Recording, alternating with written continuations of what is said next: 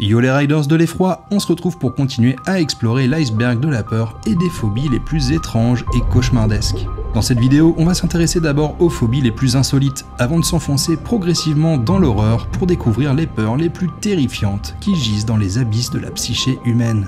Dans un sens, je vous ai gardé le meilleur pour la fin, avec les phobies les plus cauchemardesques et qui m'ont moi-même pas mal déstabilisé lorsque j'ai fait mes recherches. Je pense à des choses comme la trypophobie, la peur des trous, l'helminthophobie, la peur des infections parasitaires ou encore l'hydrophobie, la peur irrationnelle de l'eau qui est liée à une maladie absolument terrifiante. Avant de commencer, un petit disclaimer, mon objectif avec cet iceberg est d'expliquer et aussi d'essayer de vous faire ressentir un peu les peurs dont je parle. Pour éviter de voir des images qui pourraient vous trigger, j'ai mis tous les timecodes dans la description. Comme ça, vous pouvez passer une partie si elle concerne votre propre phobie. Sur ce, je vous propose qu'on se penche tout de suite sur les phobies les plus insolites, qui pourraient même prêter à sourire si elles ne se traduisaient pas, chez ceux qui les ressentent, par une terreur bien réelle. Et on va commencer par quelque chose qui risque de trigger certains d'entre vous, moi y compris, avec la coulrophobie, autrement dit la peur exagérée et irrationnelle des clowns.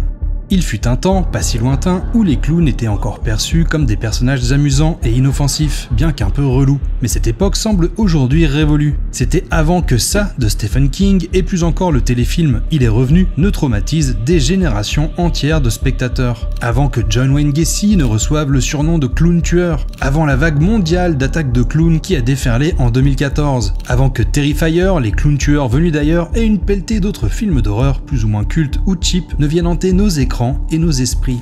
La réalité, c'est qu'aujourd'hui, la simple vue d'un clown suscite chez beaucoup de personnes un sentiment de malaise, un mélange de répulsion et d'amusement. Ils sont censés faire rire, à l'image de Bozo ou de Ronald McDonald, mais la vibe qu'ils dégagent est beaucoup plus sombre. À quoi est-ce dû? Et pourquoi les clowns font-ils si peur? Il y a d'abord leur maquillage outrancier qui exagère leurs traits, grossit démesurément leurs yeux, leur bouche, leur nez. Sous cette couche de peinture, impossible de déchiffrer leurs véritables émotions. Et d'après les psychologues, nous avons une crainte instinctive des visages que nous ne parvenons pas à décoder. Qui sait quelles sont les intentions qui se cachent réellement derrière leur sourire figé? Et puis, il y a l'accoutrement grotesque des clowns, des vêtements trop amples, bouffants et des chaussures démesurées. S'il n'y avait que cela et qu'ils se contentaient de sculpter des ballons en forme de girafe, ça passerait encore. Mais la véritable raison pour laquelle ils font si peur, c'est parce qu'ils incarnent une forme de folie. Le clown agit de façon illogique, absurde, imprévisible. Or, l'imprévisibilité est synonyme de danger, d'autant plus pour les personnes facilement sujettes à l'anxiété. En laissant un clown s'approcher de nous, on s'expose potentiellement à une sale blague, à un jet d'eau ou à une tarte à la crème en pleine figure. Voire pire si on tombe sur un clown complètement déséquilibré, voire carrément psychopathe. Selon une étude menée en 2023 auprès de 900 personnes, 53,5% ont admis avoir peur des clowns, et pour 5% d'entre eux, cette peur était même qualifiée d'extrême.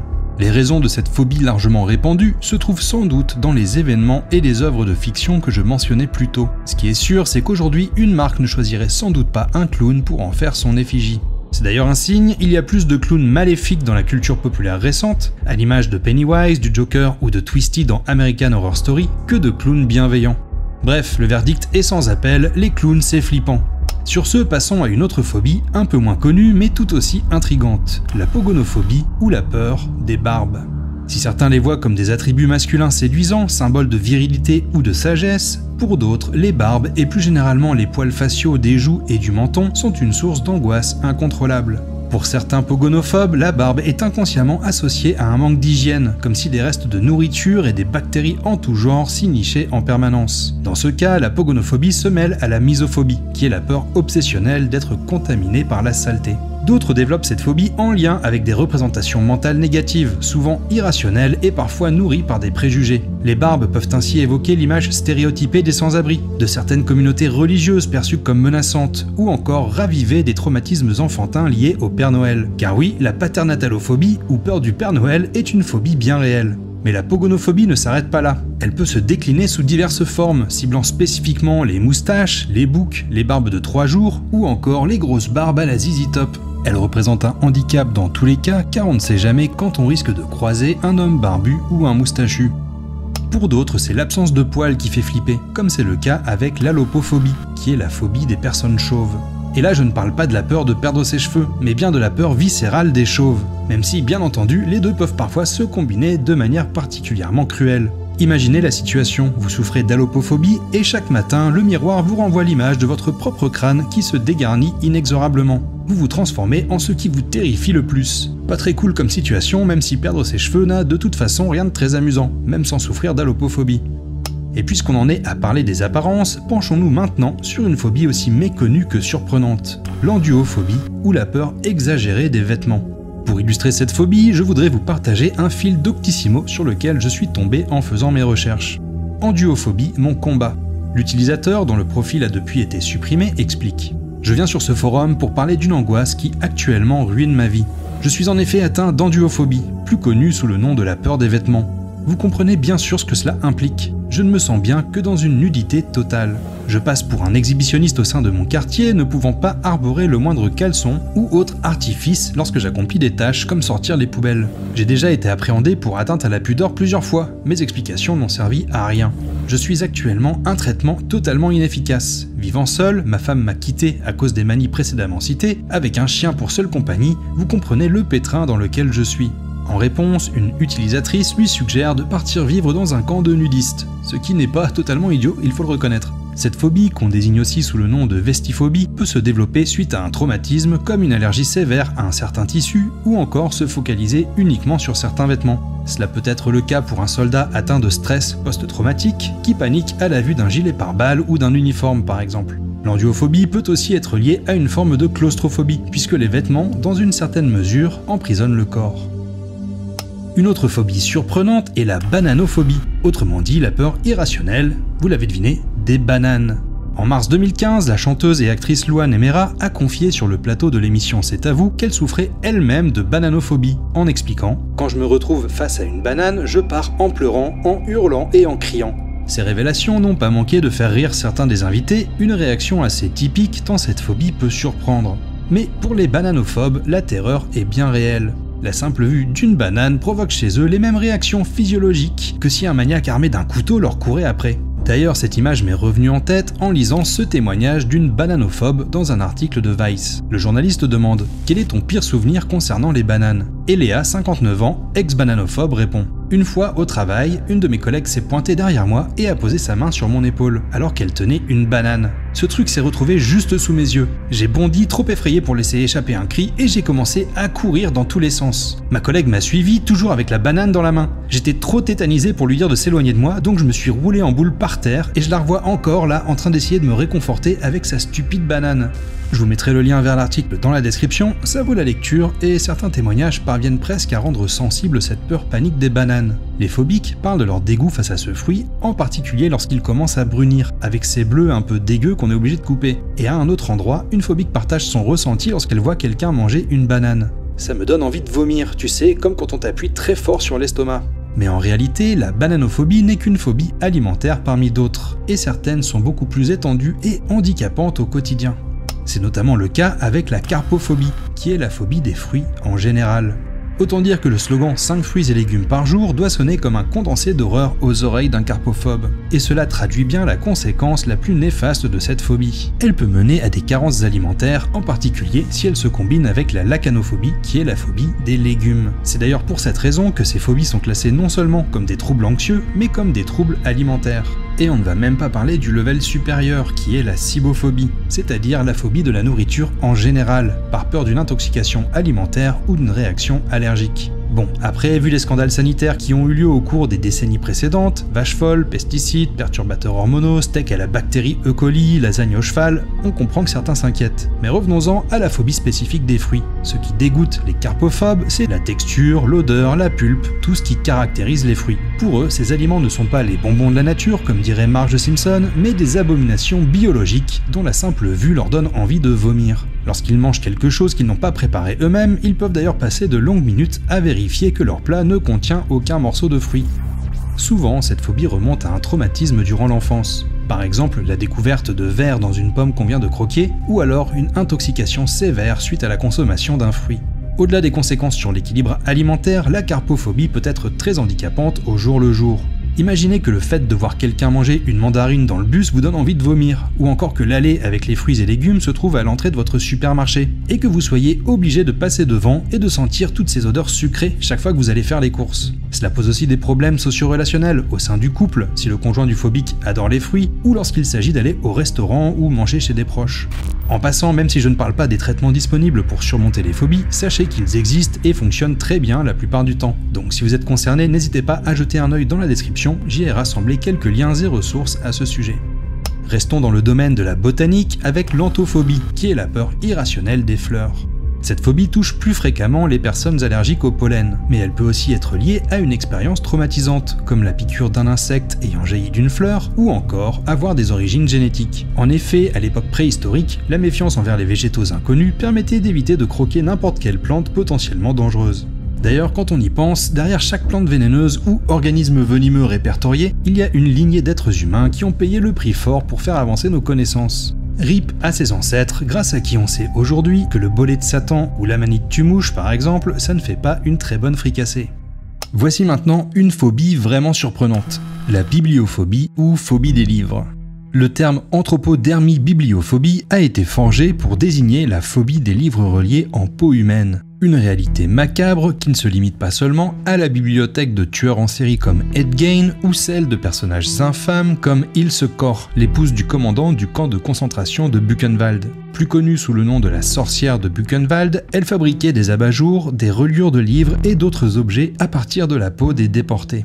Cette tradition de reliure est de fait extrêmement sinistre et perturbante. Perso, elle m'évoque le Necronomicon ou Livre des Morts, un ouvrage central de la mythologie Lovecraftienne et qui est lui-même un livre recouvert de peau humaine et écrit avec du sang. Il renferme des savoirs occultes, des rituels et l'histoire des grands anciens, des entités cosmiques qui existaient bien avant l'humanité et la naissance de la Terre. Bon, si le Necronomicon était un livre normal, on serait nombreux à souffrir de bibliophobie extrême. Mais la phobie des livres ordinaires est un sentiment bien réel pour certaines personnes. Leur peur peut être liée à l'objet lui-même, qu'il s'agisse de livres de poche ou de grand format, ou se limiter à une sous-catégorie plus précise, comme les manuels scolaires ou les livres pour enfants. Souvent, une expérience traumatisante est à l'origine de cette crainte irrationnelle. Par exemple, dans le cas des ouvrages éducatifs, elle peut découler d'une phobie scolaire. La bibliophobie désigne aussi l'aversion pour les livres et leur impact potentiel sur les esprits et la société. Les autodafés, ces actes qui consistent à brûler les livres, incarnent cette répulsion poussée à l'extrême. Que ce soit sous l'Inquisition espagnole, durant la révolution culturelle en Chine ou dans l'Allemagne des années 30, ces cérémonies de destruction étaient souvent motivées par le désir d'éradiquer des idées jugées dangereuses ou hérétiques. Une autre peur relativement inattendue est la géphirophobie, c'est-à-dire la phobie des ponts, des viaducs et de l'acte de traverser des voies surélevées.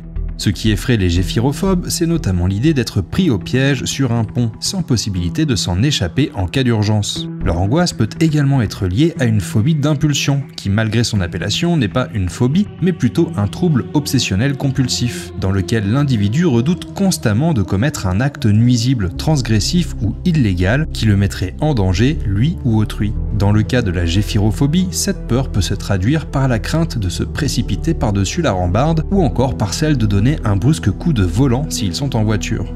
La géphirophobie peut naître d'une expérience traumatisante personnelle ou encore après avoir vu des images rapportées aux informations, comme celle du pont autoroutier à Gênes qui s'est effondré en 2018 en faisant 43 morts. Pour la petite anecdote, il existe plusieurs ponts où un service dédié vient en aide aux géphirophobes. C'est le cas par exemple dans l'état de New York sur le Tappan Zee Bridge où un chauffeur est disponible pour conduire à la place des phobiques. La podophobie est la peur irraisonnée des pieds. Certains les adorent, mais chez d'autres, la simple vue d'un orteil provoque des sueurs froides. Du point de vue des podophobes, les pieds constituent des parties du corps extrêmement sales, de véritables nids à germes qui sentent mauvais et sur lesquels se développent des mycoses et d'autres infections dégoûtantes. Leur peur se rapproche donc par certains aspects de la misophobie, qui est la peur de la contamination par la saleté. Mais leur phobie va plus loin que trouver les pieds disgracieux et écœurants. Ils y perçoivent un véritable danger. Pour eux, voir des gens qui portent des chaussures ouvertes, qui marchent pieds nus ou qui se coupent les ongles des orteils est une source de dégoût intense. Cela les mène à des stratégies d'évitement qui les empêchent par exemple d'aller à la piscine, à la plage ou de fréquenter tout endroit où ils sont susceptibles d'apercevoir des pieds, comme les salons de beauté ou les magasins de chaussures. Leur peur peut aussi concerner leurs propres pieds, avec lesquels ils évitent tout contact visuel ou physique. Cela les mène alors à de véritables problèmes d'hygiène plantaire lorsqu'ils refusent de toucher leurs pieds et s'abstiennent donc de les laver ou d'entretenir leurs ongles. Certains choisissent de porter des chaussettes en permanence, une habitude qui favorise le développement de verrues et de mycoses à cause de la transpiration et de l'absence de ventilation. Leur phobie les pousse ainsi à adopter des comportements qui rendent leurs pieds effectivement très sales, ce qui entretient et nourrit encore plus la souffrance qu'ils ressentent. Souvent, les origines de la podophobie sont floues et difficiles à discerner, mais elle peut parfois découler de traumatismes, comme des expériences désagréables durant l'enfance. Un grand frère qui met ses pieds dans la figure dans le but de taquiner par exemple, ou alors le fait d'avoir assisté à un accident dans lequel un pied a été blessé. La misophobie et l'osmophobie, qui est la peur des odeurs, peuvent aussi favoriser le développement de cette phobie spécifique des pieds. Une autre phobie insolite est la paternatalophobie, autrement dit la peur panique du Père Noël. Il est censé apporter de la joie et des cadeaux. Pour certains, c'est tout l'inverse. Papa Noël est une source de cauchemar. Et même si cette phobie se manifeste surtout chez les jeunes enfants, elle peut persister chez certains adultes. Jusqu'à l'âge de 4 ou 5 ans, les enfants sont souvent terrifiés par les inconnus, surtout si les parents les poussent vers eux et les obligent à s'asseoir sur leurs genoux le temps d'une photo. Mais le Père Noël n'est pas seulement une figure étrangère aux yeux d'un enfant qui le découvre pour la première fois. Son déguisement lui donne un caractère effrayant supplémentaire, en particulier son chapeau et sa barbe qui rendent difficile la lecture de son visage, et donc de ses intentions. C'est une caractéristique qu'il partage avec d'autres êtres particulièrement flippants dont on a déjà parlé, les clowns. Bon, après un certain âge, et lorsqu'ils ont compris que la venue du Père Noël rimait avec cadeau, la peur s'efface pour la plupart des enfants. Lorsqu'elle persiste chez les adultes, elle est souvent liée à un événement traumatisant impliquant un Père Noël. Et là, ça devient vite glauque, je trouve, car il y a plus d'une histoire qui met en scène des psychopathes et tueurs fous déguisés en Père Noël. J'en ai encore vu une l'autre jour dans le premier film tiré des Contes de la Crypte, où un meurtrier psychotique échappé d'un asile et déguisé en Père Noël se retrouve dans la maison d'une femme qui vient d'assassiner son mari. Dans la même veine, on peut aussi penser à la série des films Silent Night, Deadly Night, où le personnage principal souffre d'une forme de natalophobie, la phobie de Noël, qui le pousse à enfiler lui-même le fameux costume rouge et blanc pour massacrer des gens. Bref, la figure du Père Noël a été à maintes reprises détournée pour donner une teinte sinistre au personnage et transformer la magie de Noël en une histoire d'horreur. D'ailleurs, dans ce genre, il y a un film très sympa qui s'intitule Krampus. Le titre fait référence à une créature folklorique du centre de l'Europe, d'apparence démoniaque et qui est connue pour être l'antithèse du Père Noël. Selon la légende, Krampus accompagne Saint Nicolas et punit les enfants qui se sont mal comportés, en les emportant parfois avec lui dans son sac. En comparaison, même les paternatalophobes devront reconnaître que le Père Noël a tout d'une crème. On reste sur un type de personnage relativement proche avec la nanopabulophobie, qui est la phobie des nains de jardin à brouette. Je n'ai pas réussi à trouver de témoignages sur cette phobie très spécifique. Mais il se dit sur les internets que c'est une phobie véritable. Et je ne doute pas qu'il existe quelque part des gens effrayés par ces créatures de plâtre, qu'ils perçoivent comme tout à fait maléfiques. C'est vrai que c'est pas très rassurant un nain de jardin. On se demande à quoi ils s'occupent la nuit pendant que leurs propriétaires dorment. D'ailleurs, je suis surpris, mais je n'ai trouvé aucun vrai film d'horreur qui mette en scène des nains de jardin. Il y aurait pourtant matière, non ? Bon, je pense pas que ce soit un scénario qu'on pourrait vendre à Netflix, mais imaginez. Une maison abandonnée où vivait jadis un maître façonneur de nains de jardin. Un jour, une nouvelle famille y emménage. Tandis que le père veut se débarrasser des petites statues de plâtre, les deux enfants le supplient de les garder. Ce qu'ils ne savent pas, c'est que la nuit, les nains s'animent et tuent tous ceux qui leur ont causé du tort, à eux ou à leur maître. Le nain à brouette est le chef de la bande et il transporte les cadavres de leurs victimes jusqu'au jardin, où il les enterre sous un grand rosier. Assoiffés de sang, les nains multiplient les meurtres pour des motifs de plus en plus futiles, jusqu'au jour où le fils les surprend pendant une de leurs virées nocturnes. Et bref, je vous laisse imaginer la suite. Pour le titre, je me dis que Nanopabulophobia, la vengeance des nains de jardin, sonnerait pas mal. Passons maintenant à l'anatidéphobie, qui est la peur exagérée d'être observé par un canard. Et là, on sait que le mot et la peur qu'il décrit ont été inventés. Comme le précise un article paru dans Femme Actuelle, à l'origine de cette peur irrationnelle fictive, il y a un auteur de dessin humoristique, Gary Larson. Alors certes, le gars a sorti la phobie de son chapeau. Cependant, il est certain que la peur des canards existe réellement chez certaines personnes. Si elles redoutent cet animal, elles craignent sans doute aussi de se trouver à un endroit où un canard peut les observer. Donc il y a très certainement quelque part des anatidéphobes qui supportent mal l'idée qu'un canard les observe d'un air menaçant. Voici maintenant une peur bien réelle, la nomophobie, qui est la crainte exagérée d'être séparé de son téléphone portable ou de ne pas pouvoir s'en servir. Le mot se compose de nomo pour no mobile et de phobie qui vient du grec phobos et signifie effroi. Et si cette peur peut prêter à sourire, elle est en réalité très répandue. Je veux dire, ça vous est jamais arrivé de tâter votre poche et de constater que votre téléphone ne s'y trouvait plus ? Et si oui, est-ce que ça vous a pas mis un petit coup de stress, genre une mini panique? Je sais que ça m'est déjà arrivé pour me rendre compte au final qu'en fait je l'avais dans l'autre main. Ouais, je sais, c'est particulièrement débile, comme chercher ses lunettes lorsqu'on les a sur le nez, mais bref. Au-delà de la peur de perdre son téléphone, la nomophobie englobe également l'angoisse de ne pas avoir de réseau dans une zone isolée, ou le fait que la batterie du téléphone se retrouve complètement à plat. Plus que la peur de perdre l'objet lui-même, c'est la peur de ne plus avoir accès à la téléphonie mobile qui obsède les nomophobes. Selon certaines études, entre 60 et 70% des utilisateurs de téléphones portables montreraient des signes de nomophobie, et ce chiffre atteindrait même 75% chez les 18-24 ans. Pour certains, cette phobie reflète surtout une addiction au smartphone. Et il faut le reconnaître, ces appareils sont devenus tellement centraux dans nos vies, tant personnelles que professionnelles, que beaucoup les voient comme une extension d'eux-mêmes. Que ce soit dans les transports, dans la salle d'attente du médecin, ou bien dans le lit, le soir ou au réveil, combien d'entre nous ont comme réflexe de consulter leur téléphone portable? Statistiquement, il y a même de fortes chances que vous soyez en train de regarder cette vidéo dans une de ces circonstances, ou dans des conditions similaires. Une autre peur qui peut surprendre est l'omphalophobie, soit la peur irrationnelle des nombrils. Cette peur concerne le nombril des autres personnes et pour cette raison, les omphalophobes redoutent de voir des gens torse nu, mais elle peut aussi toucher leur propre nombril. La vision de cette cicatrice, héritée de la section du cordon ombilical à la naissance, provoque chez les omphalophobes les symptômes phobiques classiques. Accélération du rythme cardiaque, nausées, étourdissement, transpiration et parfois même des vomissements. Ce qui les angoisse, c'est entre autres l'idée que des choses puissent se coincer dans leur nombril, ou que quelqu'un le touche ou y enfonce un doigt. Ils adoptent donc des stratégies d'évitement, notamment en s'abstenant de fréquenter les piscines ou autres lieux où ils sont susceptibles de croiser des nombrils qui, tels des yeux aveugles, les fixent en silence. N'importe quoi, moi.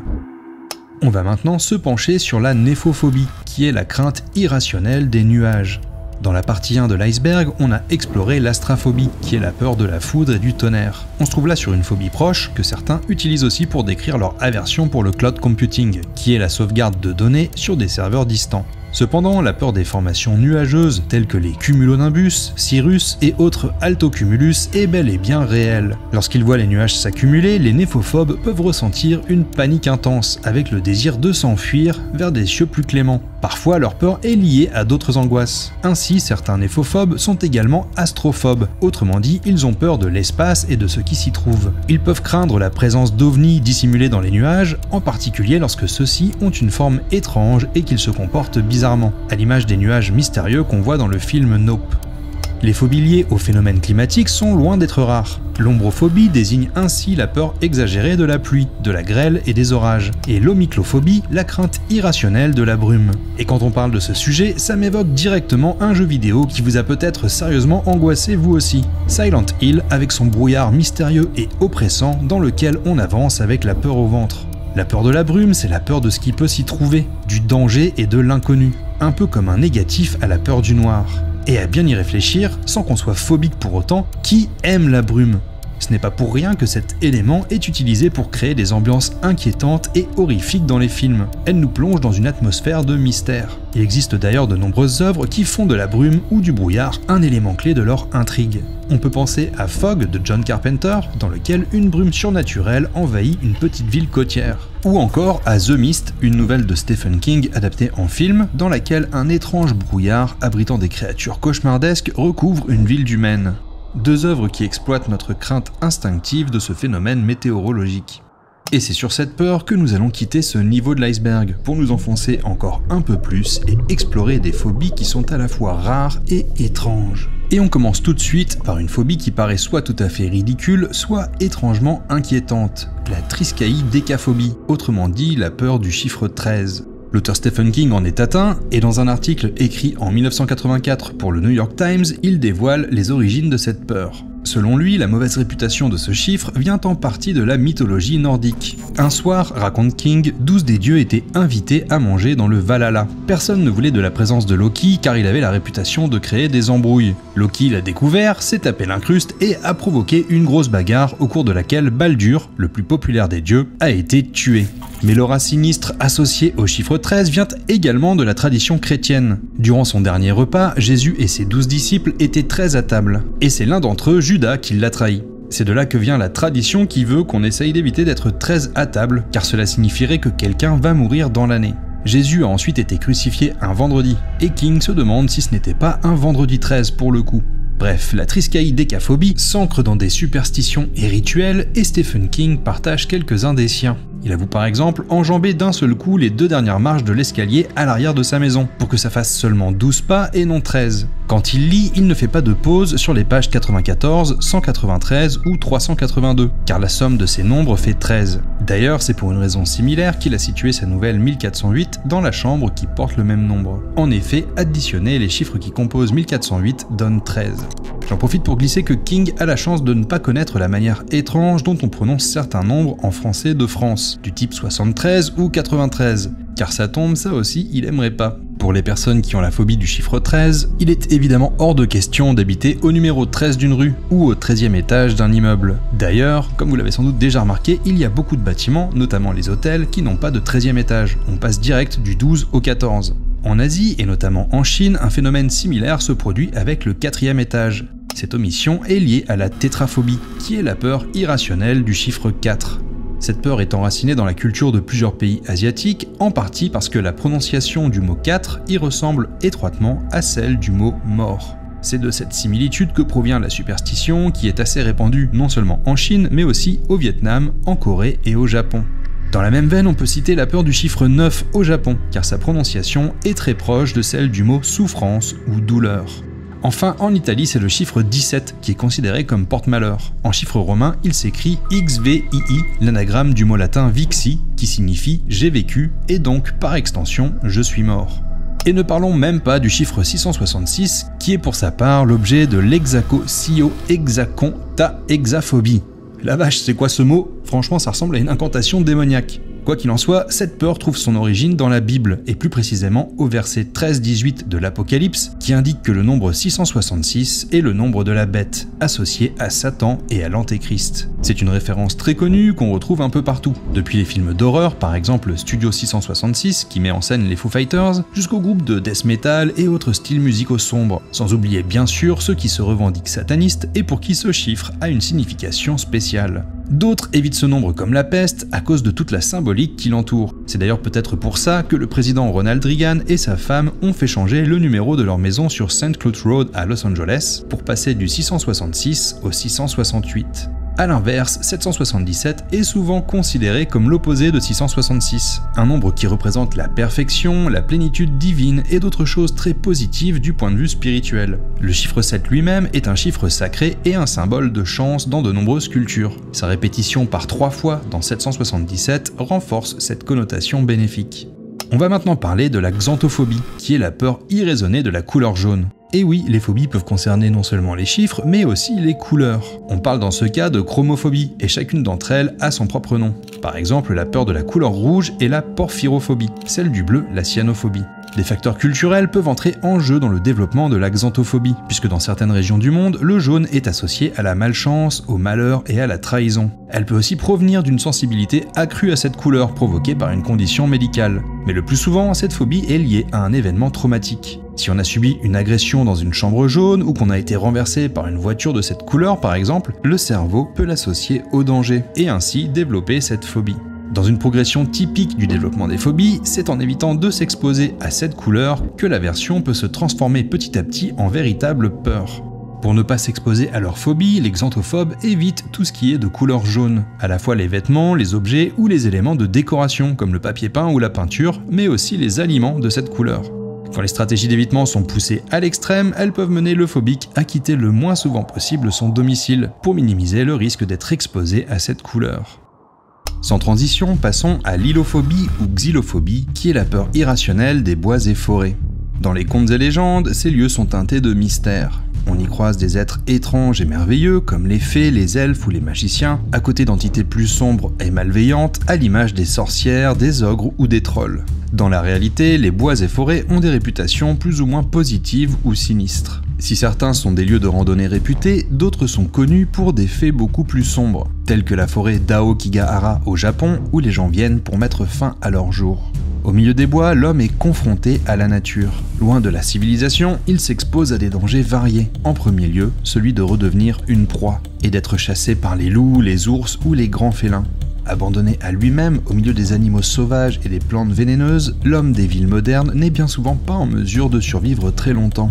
Il existe ainsi de nombreuses histoires de randonneurs perdus en forêt qui ont connu une fin tragique. Je pense notamment à celle de Géraldine Larguet qui s'était éloignée de quelques dizaines de mètres pour faire une pause pipi et qui n'a jamais réussi à retrouver son chemin.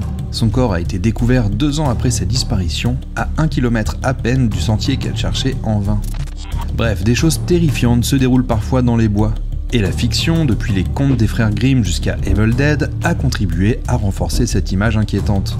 Pour les xylophobes, la simple évocation d'une zone forestière suffit à leur donner des sueurs froides. Les promenades, la randonnée ou le camping en forêt constituent pour eux des activités inimaginables, tant il est hors de question de s'approcher de ces lieux qui les terrifient du plus profond de leur être. Leur peur s'étend aussi parfois aux arbres eux-mêmes, un trouble anxieux qui porte le nom de dendrophobie. Les stratégies d'évitement mises en place par les xylophobes les handicapent dans la vie de tous les jours. D'abord parce qu'ils se trouvent confrontés à l'incompréhension face à leur phobie, et ensuite parce qu'ils sont susceptibles de croiser des images de forêt un peu partout, que ce soit sur des affiches, en ville ou dans n'importe quel film ou série. Les racines de leur peur s'ancrent souvent dans un événement traumatisant vécu durant l'enfance. Le phobique peut s'être égaré temporairement en forêt, une situation terrifiante et dangereuse qui me rappelle l'histoire de Riker Webb, un enfant de 3 ans perdu dans les bois pendant près de 2 jours. Voici une photo de lui avant sa disparition, puis celle qui a été prise juste après qu'on l'ait retrouvé. Son sauvetage est miraculeux, mais de toute évidence, l'expérience l'a secoué. Une autre peur rare et étrange est la linonophobie. Autrement dit, la peur des cordes et ficelles. Cette peur trouve souvent, là aussi, son origine dans un événement traumatique. Par exemple, les individus phobiques ont pu être ligotés lorsqu'ils étaient enfants, lors d'un enlèvement, d'un cambriolage ou comme une forme de punition par des parents maltraitants. La peur des cordes peut aussi dériver de celle d'être entravé et privé de sa liberté de mouvement. Les films, les séries et les histoires de fiction peuvent là aussi renforcer, voire faire naître la phobie à travers la mise en scène de ce genre d'événements. On va maintenant s'intéresser à l'hémétophobie, qui est la peur excessive du vomi et de l'acte de vomir. A l'origine, je prévoyais d'inclure cette phobie dans le premier niveau de l'iceberg, mais c'était avant de lire un article très complet sur le sujet qui explique que cette phobie ne toucherait environ que 0,1% de la population. Cela dit, j'ai vu dans les commentaires de la première partie que cette peur était plutôt partagée. Donc si vous êtes héméto, je vous invite à aller dans les timecodes pour passer cette partie, ou à avancer la vidéo d'environ 2 minutes. Maintenant que c'est dit, let's go pour le vomi.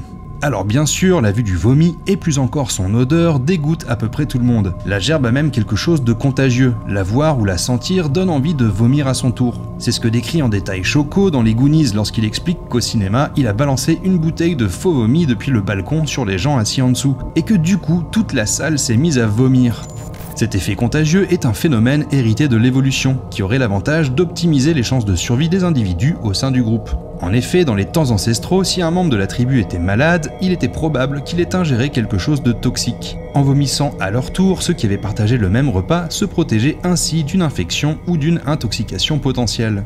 Mais pour les hémétophobes, les vertus purgatives de la régurgitation restent tout à fait secondaires. La simple idée de vomir provoque chez eux une angoisse intense. Selon les individus, la phobie peut concerner leur propre vomi, le fait d'être vu en train de vomir, le fait de voir ou d'entendre quelqu'un qui vomit, ou le simple fait de voir des vomissures ou d'entendre parler de vomissements. Et cette phrase est très certainement celle qui contient le plus de fois le mot vomi que j'ai jamais prononcé.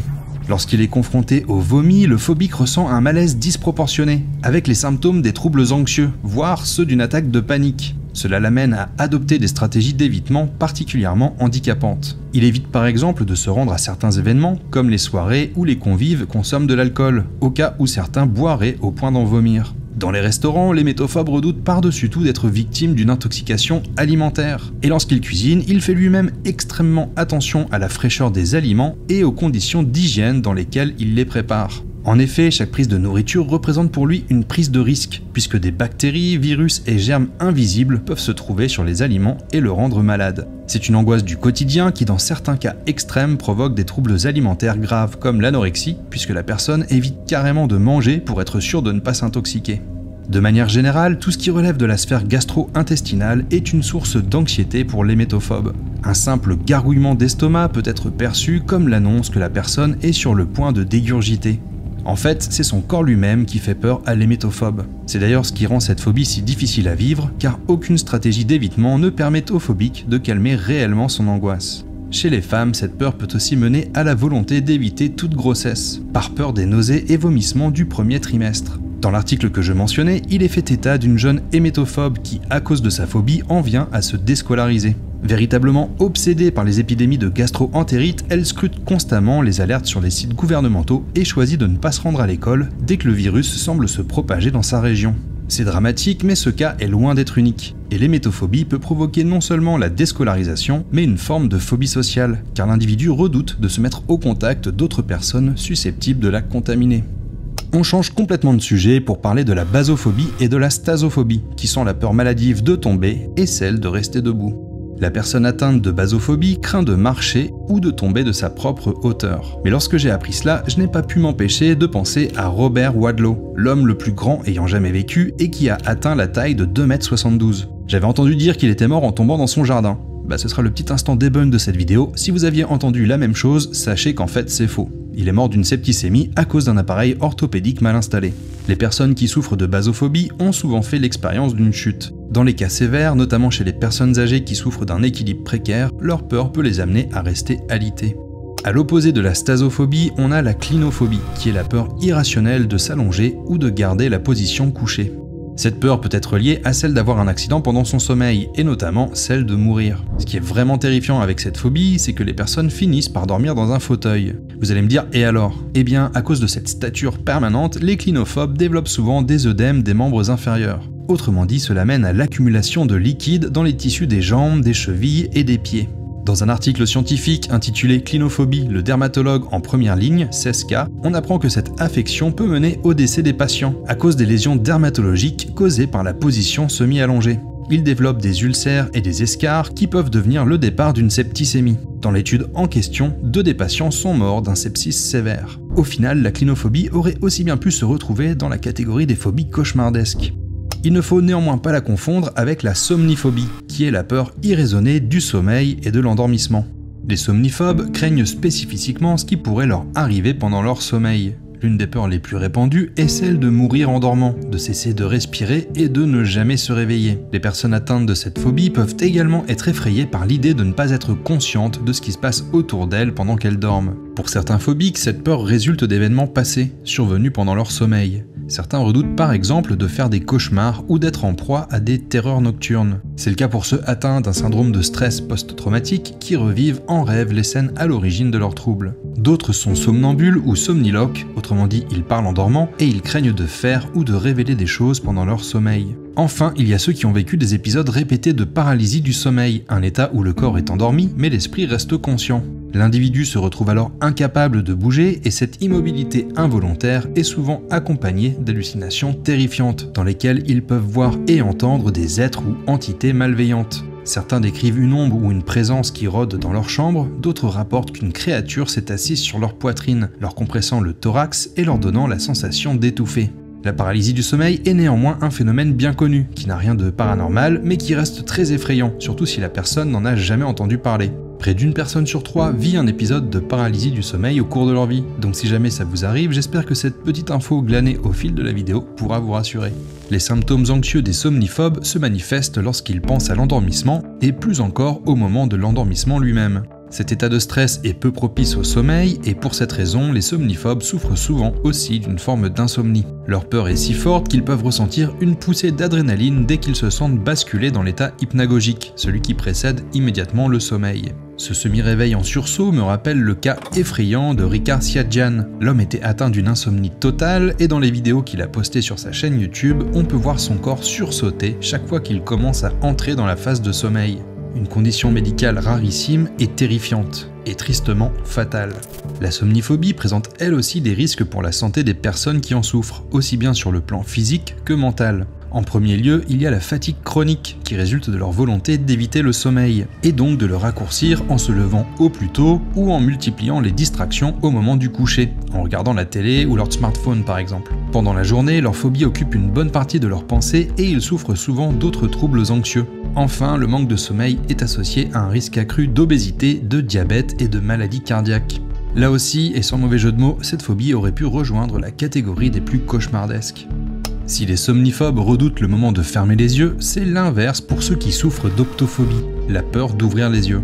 Aussi étrange que cela puisse paraître, cette phobie existe bel et bien. Et imaginez, vous êtes au cinéma, vous regardez un film d'horreur ou un thriller, et là il y a une scène tellement insoutenable que vous préférez fermer les yeux pour ne pas la voir. Cette peur très passagère, où vous redoutez d'ouvrir les paupières, est peut-être ce qui permet le mieux de comprendre ce qu'un optophobe ressent en permanence. Attention au passage à ne pas confondre l'optophobie avec l'aptophobie, qui est la peur irrationnelle de toucher et d'être touché.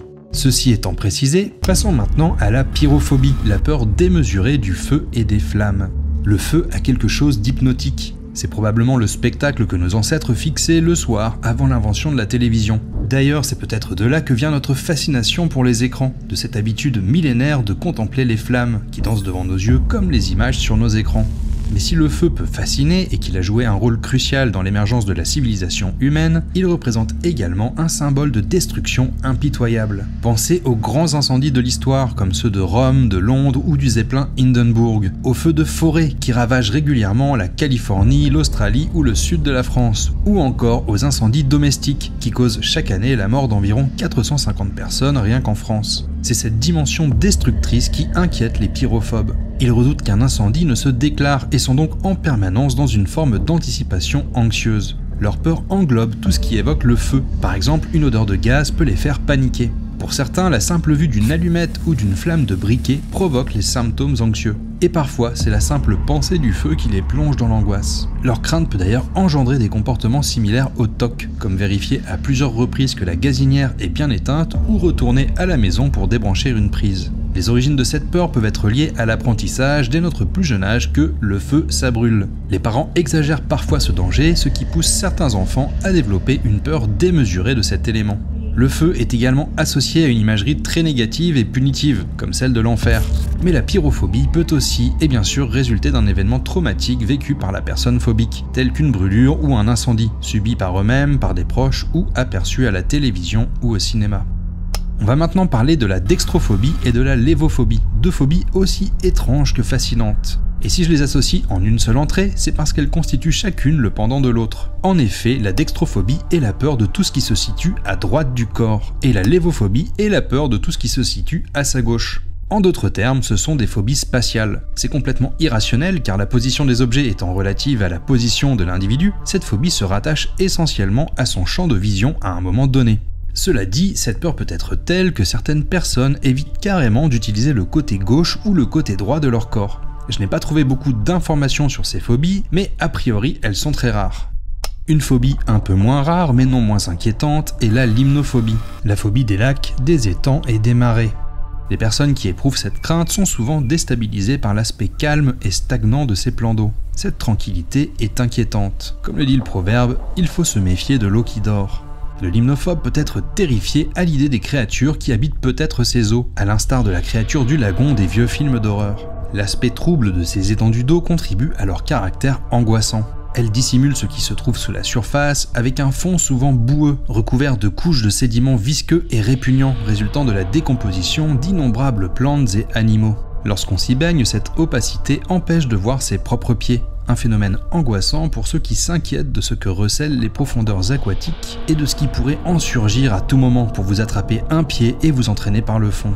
Les causes de la limnophobie sont souvent obscures et l'individu ne sait pas toujours expliquer d'où vient son appréhension. Parfois, elle est clairement liée à un événement traumatisant comme un accident de bateau ou un début de noyade. Enfin, il est également possible que certains limnophobes aient vu le film Vendredi 13, dont l'action se déroule au camping de Crystal Lake. Cette étendue d'eau-là a une vibe bien poisseuse qui ne donne pas du tout envie de s'y aventurer, même sur une petite barque. Si vous l'avez vu, vous savez pourquoi. A l'inverse, ceux qui souffrent de simophobie préfèrent généralement les lacs aux mers et océans, car ils éprouvent une peur intense des vagues. Ce qui les effraie, c'est la puissance destructrice de l'océan, le caractère impitoyable et acharné des vagues qui martèlent et cisèlent les côtes sans répit pour façonner le paysage littoral et laisser derrière elles, telles des cicatrices, les traces de leurs implacables assauts. Ouais, je fais de la poésie moi, allez. La violence des vagues va de pair avec leur caractère imprévisible. Une lame de fond peut surgir à n'importe quel moment et risquer de submerger quiconque se trouve à proximité. Sans surprise, la simophobie est souvent étroitement liée à l'aquaphobie, qui est la peur des étendues d'eau en général. Mais elle peut se projeter au-delà des limites marines, puisque les vagues lèchent en permanence le littoral, comme si elles cherchaient à l'engloutir dans un mouvement hypnotique. Et parfois, ce mouvement se déchaîne dans des proportions gargantuesques lorsqu'un tsunami se produit. Ces vagues d'ampleur cauchemardesque terrifient à peu près tout le monde. L'histoire récente a d'ailleurs montré l'étendue des dégâts qu'elles peuvent causer, avec le tsunami survenu au Japon en 2011 suite au tremblement de terre qui a mené à la catastrophe de Fukushima, et avec celui survenu en 2004 en Asie du Sud-Est qui a provoqué entre 250 000 et 300 000 morts, un chiffre hallucinant. En passant, si vous voulez en savoir un peu plus sur cet événement, je vous recommande le film The Impossible, qui raconte l'histoire d'une famille britannique à travers cette catastrophe terrible. Ça prend aux tripes et c'est adapté d'une histoire vraie. Avec ces différents éléments en tête, vous comprendrez peut-être pourquoi le simple fait de rester à proximité de la côte et d'entendre le bruit des vagues peut plonger les simophobes dans la terreur. Changement de sujet, parlons maintenant de la climacophobie, qui est la peur irrationnelle des escaliers et plus particulièrement de tomber dans les escaliers.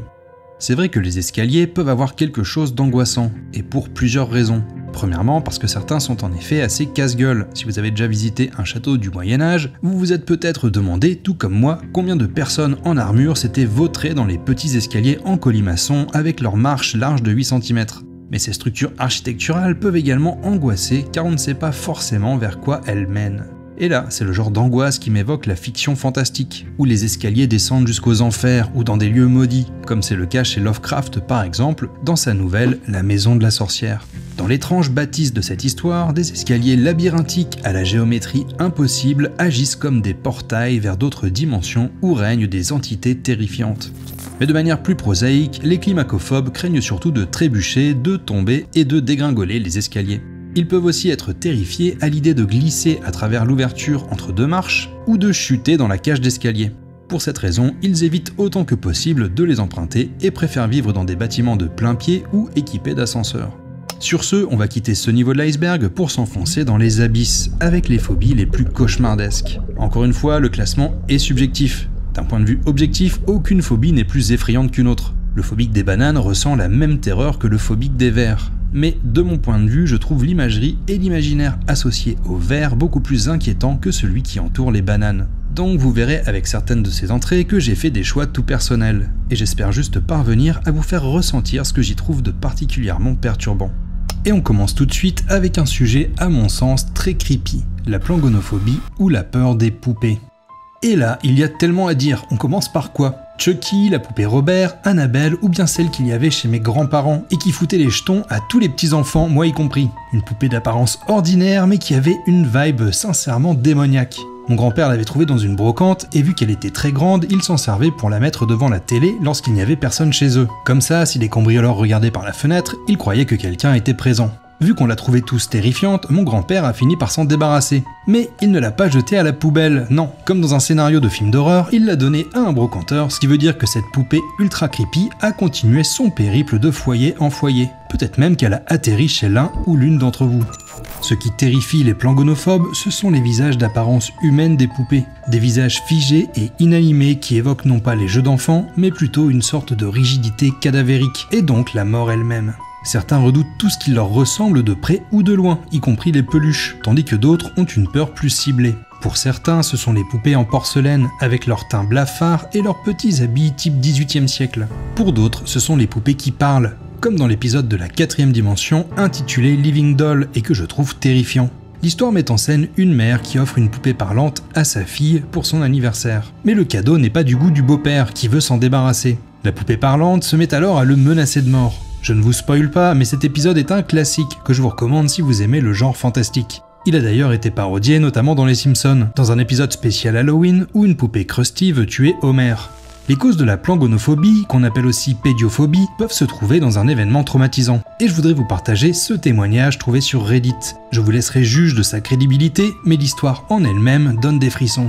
Elle est postée le 10 octobre 2023 par la redditrice Zilus Ideal Bet 3216 sur le subreddit r/offmychest et porte le titre suivant.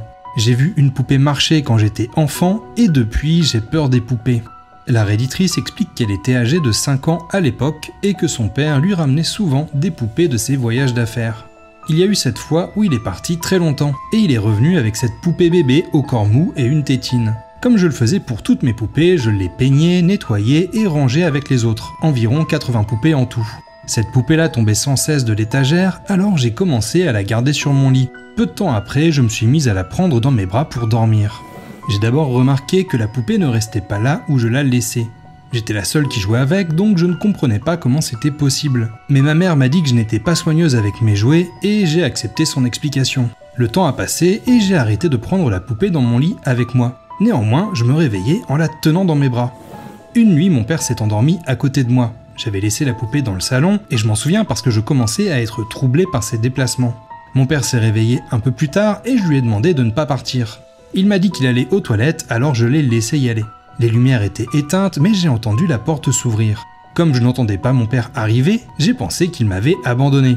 Alors je me suis levé pour l'appeler et c'est là que je l'ai vu. La poupée marchait dans la pièce en essayant de monter sur le lit. Et elle y est parvenue pendant que je me recroquevillais dans un coin. J'avais envie de crier mais aucun mot ne sortait de ma bouche, rien du tout. La poupée s'est hissée sur le lit et j'ai fait la chose la plus sensée qui m'est venue à l'esprit. Je l'ai frappée. Elle s'est relevée et a recommencé à marcher droit vers le lit. C'est à ce moment-là que mon père est entré. Je tremblais de peur, les larmes aux yeux. Je lui ai dit qu'il y avait quelque chose qui clochait avec cette poupée et il m'a répondu « C'est une poupée normale, toutes les poupées sont comme ça. Va te coucher maintenant. » Et ce n'est pas le genre de choses que vous voulez entendre quand vous venez de voir une poupée marcher. La redditrice explique qu'elle n'a pas réussi à dormir avant le lever du jour et qu'elle a continué à fixer la poupée. Puis le lendemain, elle a raconté l'histoire à son frère aîné, qui l'a cru et qui l'a aidé à découper la poupée en morceaux avant de la brûler. Depuis, elle souffre de plangonophobie. Le rayon poupée d'un magasin de jouets est littéralement mon pire cauchemar. Bon, il s'agit là d'un témoignage en provenance de Reddit, et sur ce coup-là, mon bullshitomètre est dans le rouge. C'est très certainement un exercice d'écriture créative, mais j'avoue qu'à ma première lecture, il m'a mis quelques frissons. Surtout, il me semblait intéressant de le partager car il met en scène des phénomènes dont certaines personnes affirment avoir été témoins. La poupée qui marche fait ainsi référence à l'histoire de la poupée Robert, un jouet qui aurait été possédé et qui a lui-même inspiré le personnage de Chucky. Je vais pas rentrer dans les détails ici, mais je me dis qu'à l'occasion, une petite vidéo consacrée à ces histoires de poupées terrifiantes pourrait être sympa. La plangonophobie se rapproche de l'automatonophobie, qui est la peur des objets ayant un visage humain, comme les mannequins, les figures de cire ou les créatures animatroniques. Pour les personnes souffrant de cette phobie, la simple visite d'un centre commercial avec des mannequins peut provoquer une intense anxiété. Et ne parlons même pas du musée Grévin ou de celui de Madame Tussaud, avec leurs répliques en cire de personnages historiques et de célébrités. Leur peur rappelle l'Uncanny Valley, ce sentiment d'étrangeté et de répulsion qu'on ressent face à un visage presque humain mais qui ne l'est pas réellement, comme c'est le cas avec l'androïde Sophia par exemple. Les personnes atteintes d'automatonophobie ont probablement une sensibilité beaucoup plus accrue à ce phénomène. On va maintenant se pencher sur une phobie qui peut sembler absurde de prime abord, la sciaphobie ou la phobie des ombres.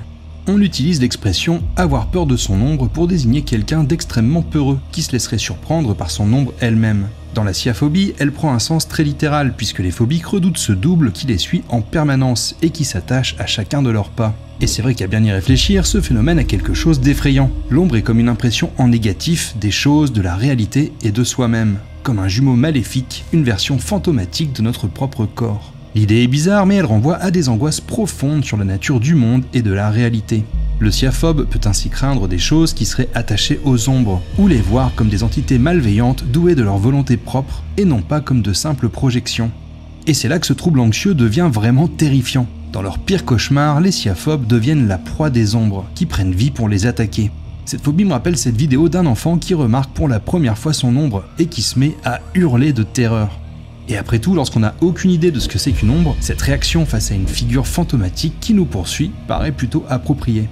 Les sciaphobes peuvent être terrifiés par leur propre ombre et tout faire pour éviter d'y être confrontés. ce qui implique de ne pas s'exposer à la lumière du jour ou sous des éclairages artificiels projetant des ombres marquées. Mais ils peuvent aussi avoir peur des ombres en général, ce qui est extrêmement handicapant puisque les ombres sont littéralement partout. À moins de vivre dans une pièce blanche dénuée de tout objet, il n'y a aucun moyen de leur échapper. Et encore, le phobique se retrouverait alors en tête-à-tête avec sa propre ombre, une situation qu'il ne souhaite sans doute pas.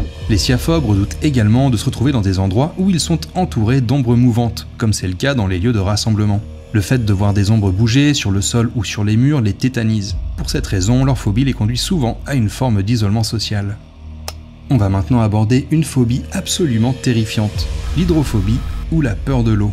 Et je ne fais pas référence à la thalassophobie, la crainte des profondeurs marines, ou à l'aquaphobie, la peur des étendues d'eau. On va bien parler ici de la peur de l'eau elle-même, comme l'eau qu'il y a dans votre bouteille de cristalline ou dans votre verre, la substance aqueuse qui compose environ 60% du corps humain. L'eau, c'est la vie, et même si ça sonne comme un slogan marketing à 2 balles, c'est la vérité. Lorsque vous avez peur de l'eau au point de ne plus pouvoir en consommer, votre espérance de vie diminue aussi sec. D'autant plus quand ce trouble est essentiellement connu pour être l'un des principaux symptômes de la rage, une maladie terrifiante dont j'avais promis de vous parler dans la partie 1. Et pour cela, je vais vous partager un post Reddit légendaire qui va vous expliquer comment vous, même si vous habitez dans un endroit où la rage n'est plus endémique, pouvez être contaminé. Ce que je vais vous lire a été partagé le 4 mars 2016 par l'utilisateur HotDogen en réponse à un thread sur Ask Reddit qui demandait « Quelle est la chose la plus effrayante sur Terre ?» Voici ce que le redditor répond. La rage.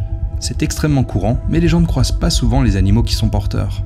Essentiellement les moufettes et les chauves-souris. Laisse-moi te dépeindre une scène. Tu pars faire du camping et à midi, tu fais une petite sieste dans ton hamac. Pendant que tu dors, une petite chauve-souris brune, qui en est au stade rage de l'infection, s'agite, mal à l'aise et assoiffée, à cause de l'hydrophobie. C'est là que tu renifles, un bruit qui la surprend. Elle passe en mode attaque. Sauf que tu dors et que c'est une toute petite chauve-souris qui pèse à peine plus de 6 grammes. Tu ne la sens même pas atterrir sur ton genou, et elle commence à te mordre. Ses dents sont minuscules, à peine assez longues pour percer ta peau, mais elle réussit néanmoins à te faire une minuscule égratignure que tu ne remarques absolument pas. Tu te réveilles sans te douter de rien. Mais la bombe a été allumée et ton système nerveux en constitue la mèche. La rage va se multiplier le long de ton système nerveux sans causer de dommages et de manière totalement indétectable. Tu n'as littéralement aucun symptôme.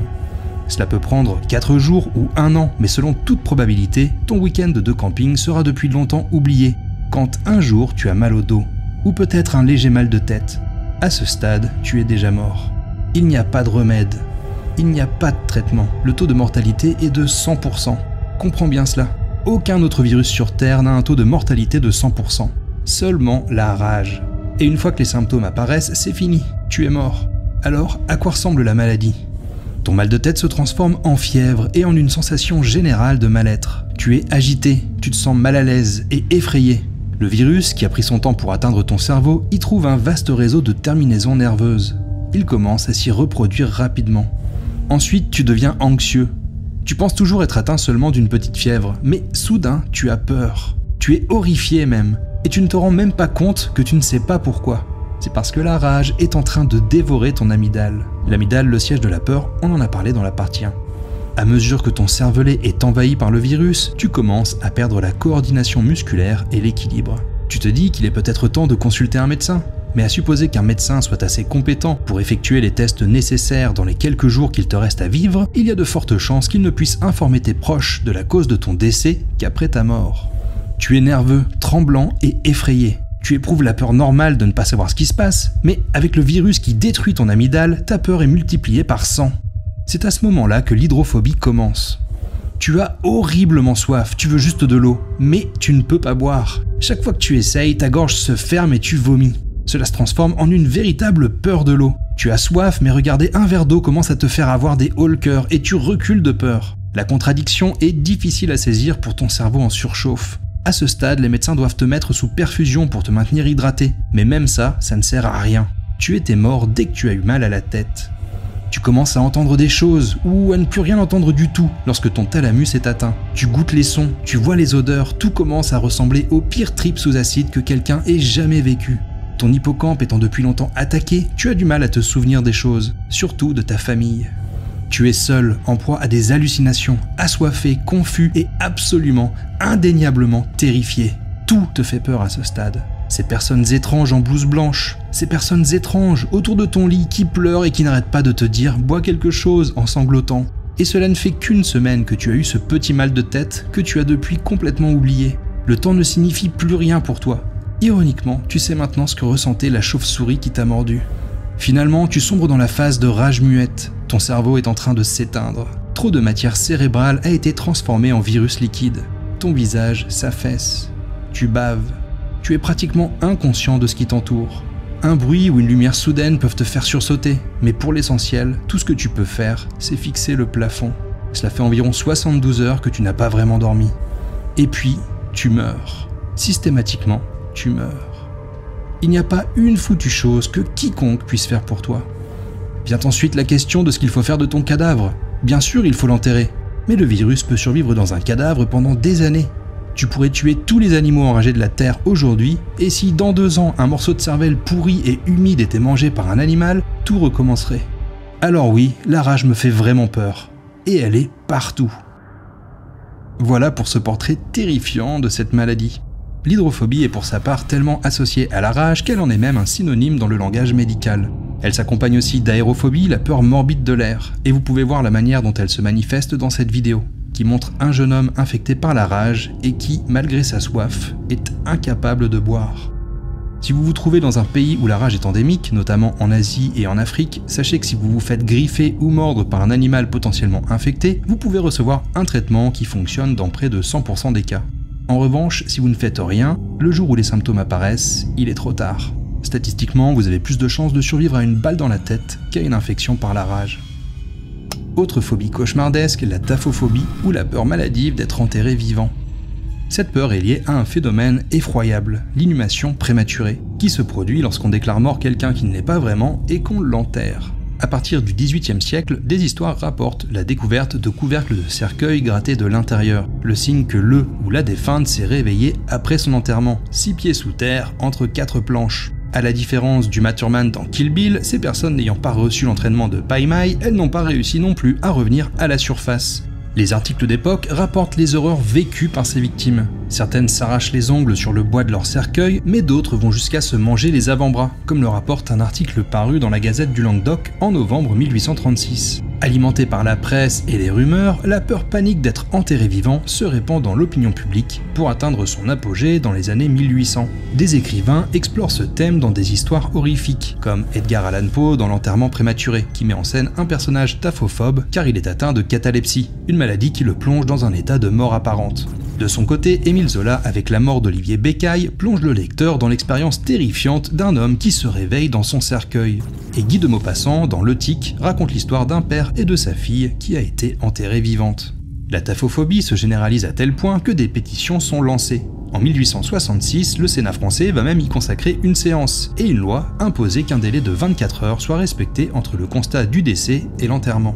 La médecine se penche également sur le sujet en essayant de mettre au point une méthode qui permette d'établir avec certitude qu'un patient est bien décédé, et non pas simplement en état de mort apparente, laquelle peut se produire en cas de coma, de léthargie ou d'hypothermie par exemple. Certains inventeurs développent des prototypes de cercueils pour calmer les angoisses des taphophobes. Il y a par exemple des systèmes équipés d'une clochette qui peut être activée par le supposé défunt. D'autres proposent de placer des réserves de nourriture dans le cercueil pour permettre de tenir le coup en attendant les secours au cas où la personne se réveillerait. Enfin, il y a les taphophobes qui demandent à ce qu'on les achève pour s'assurer qu'ils ne se réveilleront pas dans leur tombe.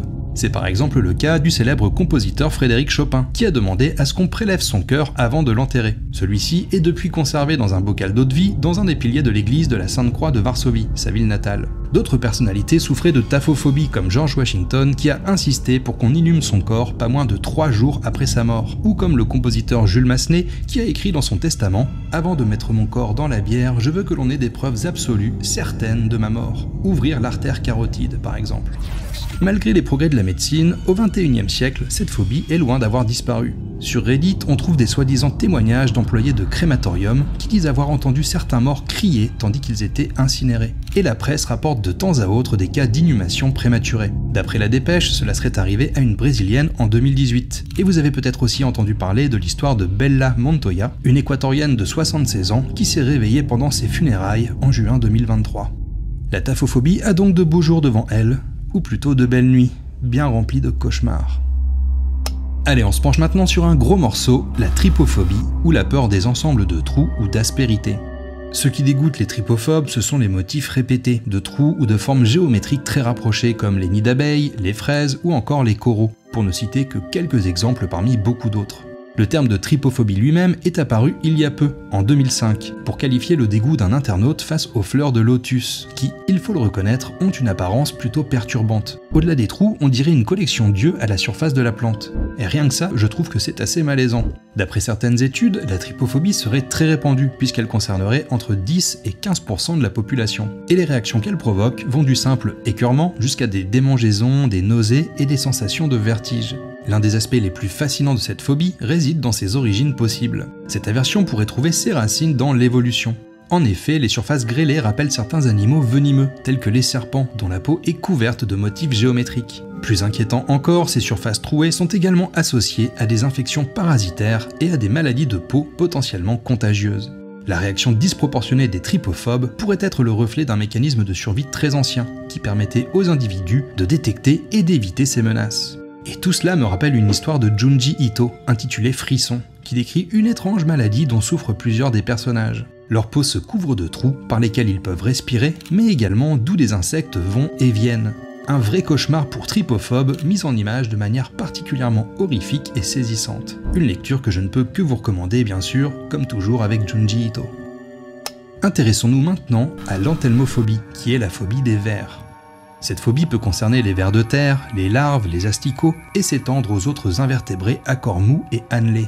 Des animaux assez répugnants, il faut le reconnaître, et qu'on associe à la mort de par leur place dans la chaîne alimentaire. Les asticots notamment se nourrissent de viande en putréfaction, ce n'est pas très rassurant.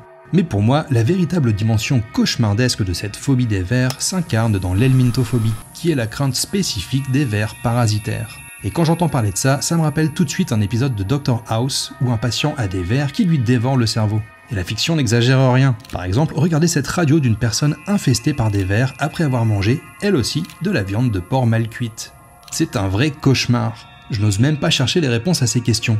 Est-ce que la personne sent les vers remuer dans son corps? Est-ce qu'elle se fait littéralement dévorer de l'intérieur? Et est-ce que les déjections des vers provoquent des infections? Le sujet est particulièrement horrifique et ce n'est pas vraiment une surprise qu'il ait été traité à plusieurs reprises dans la fiction. Par exemple dans Troop 52 de Nick Cutter, qui met en scène un groupe de scouts partis faire du camping sur une petite île canadienne. Un type échappé d'un laboratoire débarque, contaminé par des vers solitaires ultra voraces qui le poussent à manger tout et n'importe quoi. Je vous passe les détails de l'histoire, mais elle est vraiment sympa. Enfin, je dis sympa, c'est une façon de parler parce qu'elle verse quand même pas mal dans le gore. Il y a aussi l'anthologie American Horror Stories qui traite du sujet de ces vers parasitaires dans l'épisode Tapeworm, où une mannequin qui veut perdre du poids décide d'ingurgiter un ver solitaire qui finit par prendre le contrôle de son corps. Horrible à souhait là aussi. Mais revenons-en à la réalité car comme je le disais, celle-ci dépasse limite la fiction. Il existe différents vers parasitaires comme le ténia qui vit à l'intérieur de l'intestin humain et qui peut atteindre jusqu'à 10 mètres. On l'attrape en consommant de la viande crue ou mal cuite. La personne infectée ne se rend souvent pas compte de la présence du ver, ce qui peut mener à des carences nutritionnelles, une perte de poids inexpliquée, etc. Dans les pays tropicaux, de nombreuses personnes, en particulier les enfants, sont infestés par les Ascaris lombricoides, des vers qui éclosent dans l'intestin avant de migrer vers les poumons, puis de retourner à l'intestin pour mûrir en vers adultes. Ils causent de la toux et de la fièvre lorsqu'ils se trouvent dans le système respiratoire et se transmettent par voie féco-orale, par exemple en ingérant des aliments ou de l'eau contaminée par des sels infectés. Les vers qui passent par les poumons pour se reproduire, je trouve ça vraiment horrifiant, mais vous allez voir, il y a encore pire. On a aussi les ankylostomes qui se contractent simplement en marchant pieds nus sur les larves au sol. Elles pénètrent directement l'organisme en traversant la peau, et elles parasitent elles aussi les poumons avant de migrer vers l'intestin pour se nourrir de sang. Et pour compléter le tableau, comment ne pas parler du ver de Guinée, qui se transmet par l'ingestion d'eau contaminée par des crustacés microscopiques qui contiennent les larves du ver. Une fois ingérées, elles se dirigent vers les tissus sous-cutanés, où elles débutent l'effroyable cycle de reproduction de ce parasite. Pendant près d'1 an, les vers se nourrissent de la chair dans les tissus mous, puis lorsque la femelle est prête à libérer ses larves, elle se fend un chemin vers la peau, où elle forme une lésion par laquelle elle sortira. Et là, c'est vraiment juste un film d'horreur, on est juste en dessous du xénomorphe qui sort par le nombril dans Alien. Avant de quitter cette entrée, je vous partage une statistique que je trouve glaçante.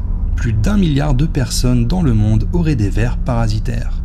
Sur ce, bon appétit. Passons maintenant à la spectrophobie ou catoptrophobie, qui est la phobie des miroirs. Voilà un objet qui est entouré d'une multitude de légendes et de croyances, souvent paranormales et parfois effrayantes. Ceux qui redoutent les miroirs peuvent le faire pour différentes raisons. En premier lieu, il y a la superstition selon laquelle casser un miroir entraînerait 7 ans de malheur. Cette croyance remonterait à la Rome antique où l'on pensait que le miroir reflétait l'âme. Le briser, c'était donc endommager une partie de soi. Les phobiques peuvent aussi être effrayés par leur propre reflet et éprouver une crainte exagérée de se regarder dans une glace. On parle dans ce cas d'ésoptrophobie, un trouble anxieux potentiellement lié à d'autres troubles de l'image corporelle, comme la dysmorphie qui amplifie les défauts perçus du corps. Mais la phobie des miroirs peut être liée à des éléments d'ordre surnaturel. Les spectrophobes peuvent ainsi redouter de s'observer dans une glace dans un endroit sombre, de crainte que leurs reflets se déforment et ne prennent un aspect inquiétant. Certains entretiennent des peurs encore plus troublantes. Ils redoutent par exemple que des entités malveillantes ou des créatures monstrueuses apparaissent soudainement dans le miroir juste à côté de leur reflet, ou que ces êtres maléfiques ne surgissent brutalement pour les entraîner de l'autre côté du miroir dans un univers parallèle qui serait le reflet déformé et cauchemardesque de notre réalité. On entre là dans le domaine du fantastique et ce n'est pas un hasard si le thème du miroir comme passage ou fenêtre vers un autre monde revient si souvent. Parfois, il contient des créatures vengeresses, comme dans le film Candyman. Pour faire apparaître l'effroyable personnage, il faut prononcer 5 fois son nom en se regardant dans la glace. Il y a également la légende urbaine de Bloody Mary, qu'on peut invoquer de la même manière en prononçant 13 fois son nom. Le miroir lui-même peut être un objet maudit, comme dans le film Oculus, où un miroir ancien est tenté par une force maléfique qui pousse ceux qui le possèdent à commettre des actes terribles. De manière plus générale, le miroir offre une image inversée du monde, un renversement de la géométrie et sur le plan symbolique, une inversion des valeurs. La lumière devient ombre, la vie se transforme en mort, etc. L'Upside Down dans Stranger Things constitue un exemple parmi d'autres de ce genre de monde antithétique au nôtre et peuplé de créatures étranges et menaçantes. C'est parfois de ces histoires et légendes urbaines à propos de miroirs hantés ou maléfiques que naît la spectrophobie. Cette dernière présente dans tous les cas des aspects handicapants pour les personnes qui en souffrent. Chez eux, ils enlèvent ou couvrent les glaces avec des draps. À l'extérieur, ils évitent les salles de bain publiques, les cabines d'essayage et tout autre endroit où ils seraient confrontés à un miroir. Lorsqu'ils n'ont vraiment pas le choix et qu'ils doivent se rendre dans un endroit équipé de glace, ils détournent les yeux et tâchent de s'en éloigner au plus vite. Leur phobie leur pose aussi des problèmes pratiques au quotidien, pour se coiffer ou se maquiller par exemple. À la place d'un miroir, ils utilisent l'écran de leur téléphone portable ou demandent à des proches de les aider. Enfin, de manière assez logique, ils évitent autant que faire se peut les films et les histoires qui mettent en scène ces objets. Bien que ce ne soit pas toujours le cas, la peur des miroirs s'accompagne souvent de phasmophobie, autrement dit de la peur des fantômes. Il s'agit là d'un autre sujet extrêmement populaire dans la fiction, et de manière plus générale dans le folklore et la culture des sociétés humaines. Même s'ils prennent des formes différentes en France, en Thaïlande ou en Namibie, on trouve des histoires de fantômes dans presque toutes les régions du monde. C'est d'ailleurs souvent de ce genre de récit que naît la peur des fantômes. Qu'on pense aux légendes urbaines, aux histoires de fantômes soi-disant réelles qu'on se raconte tard le soir, ou aux innombrables films fantastiques ou d'horreur sur le sujet. Les spectres, ectoplasmes et fantômes renvoient aussi et surtout à une peur fondamentale, où germent toutes les autres, la peur de la mort. Le phasmophobe redoute les actions des êtres morts eux-mêmes et leur influence sur le monde des vivants. Plus précisément, il craint que ces esprits ne lui nuisent en cherchant à le terrifier ou à l'entraîner avec eux dans le royaume des ombres. C'est assez flippant en effet. Cette peur concerne beaucoup d'enfants lorsqu'ils commencent à comprendre le concept de mort vers l'âge de 7 ou 8 ans. Elle disparaît généralement à l'adolescence, mais perdure parfois chez les adultes, pour devenir une phobie chronique, avec ses aspects handicapants. Elle se combine aussi parfois à d'autres phobies, notamment la nyctalophobie ou la sciophobie, les peurs de l'obscurité et des ombres. Les phasmophobes ont l'impression de ressentir une présence à leur côté, et d'être observés en permanence par ces êtres paranormaux qui les terrifient. Il leur arrive d'être submergés par la sensation qu'ils sont sur le point d'être confrontés à une entité surnaturelle. Dans ce cas, chaque petit bruit est interprété comme le signe qu'un fantôme est bien présent. Les symptômes varient bien sûr en fonction des individus, mais les phasmophobes ont souvent du mal à s'endormir, au point de souffrir d'insomnie, et parfois de fatigue chronique. Ils ont également beaucoup de difficultés à rester seuls. Ils refusent par exemple de dormir seuls dans une maison, ou même dans une chambre d'hôtel. La nuit, il leur est impossible d'aller aux toilettes ou de parcourir un couloir sans être accompagnés. Enfin, ils évitent soigneusement les lieux associés à la mort, tels que les cimetières ou les morgues. Je trouve cette phobie terrifiante, car les personnes qui en souffrent ont constamment l'impression d'être observées par des entités invisibles malveillantes. C'est difficile d'imaginer quelque chose de plus perturbant. C'est aussi pourquoi les phasmophobes redoutent de ne pas avoir d'autres êtres humains à leur côté. C'est dans ces moments-là qu'ils ressentent le plus intensément la présence des entités. Cela les conduit aussi souvent à une forme d'autophobie, qui est la peur d'être seul. Cette phobie peut être interprétée comme une peur de soi-même, une haine de soi ou même comme un manque de confiance en soi. Mais c'est surtout dans son acception première, comme peur d'être abandonné et délaissé, coupé de toute société humaine, que je la trouve si cauchemardesque. Nous supportons déjà mal la solitude, qui est un véritable fléau dans nos sociétés modernes, alors peut-on imaginer ce que ça ferait d'être véritablement seul au monde ? Même pas comme Tom Hanks sur son île, avec pour compagnon l'inoubliable Wilson, mais totalement seul, comme l'ont mis en scène plusieurs œuvres célèbres de fiction. Je pense notamment au film néo-zélandais The Quiet Earth, où un scientifique se réveille un matin pour découvrir qu'il est apparemment le dernier homme sur Terre. Qu'est-ce que ça ferait de se réveiller et de constater que tout le monde a disparu ? Petit story time, lorsque j'avais 7 ou 8 ans, je me réveille un matin chez mes grands-parents. Je descends dans la cuisine, personne. Je regarde dans le salon, vide. J'appelle papy, mamie, silence. Pas un bruit dans la maison. Et là, je me suis tapé un de ces flips. Je suis sorti de la maison en pyjama pour me retrouver dans la rue où il n'y avait pas un chat. La porte s'est refermée et pendant un instant, je me suis cru dans un épisode de Marshall et Simon ou de la 4e dimension. Tout le monde avait disparu. Puis une voiture est passée et je me suis rendu compte que je me tapais un film. Au final, j'ai attendu sur le pas de la porte que ma grand-mère et ma sœur reviennent. En fait, elles étaient simplement parties faire des courses en me laissant dormir. Bref, je vous raconte tout ça parce qu'à cet instant, j'ai vraiment ressenti l'horreur de cette peur d'être seul, abandonné. Et je crois que c'est l'une des pires formes de peur, que l'on pense au ravage de la solitude dans les grandes villes modernes, ou à ce que cela fait d'être réellement, tout à coup, l'unique humain sur Terre. C'est cauchemardesque. J'espère que cette série de vidéos dédiées aux phobies vous aura plu. Si vous vous sentez d'attaque pour un autre iceberg, je vous conseille celui dédié aux posts Reddit les plus perturbants ou celui dédié à l'horreur existentielle. Et sur ce, je vous dis à très bientôt pour une prochaine vidéo. Ciao ciao.